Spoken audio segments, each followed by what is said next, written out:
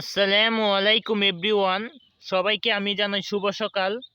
ধানের পাতায় যে পানিগুলো দেখতেছেন ওইগুলা কিন্তু কুয়াশার পানি।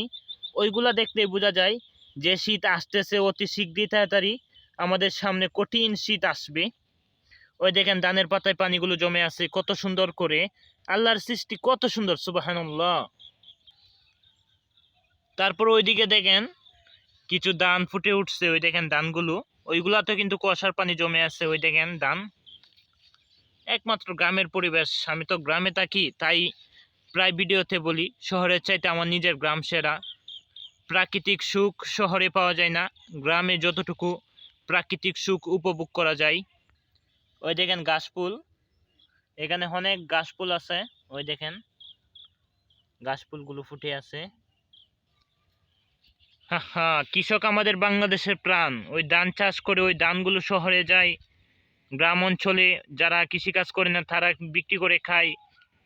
কৃষক আমাদের বাংলাদেশের প্রাণ।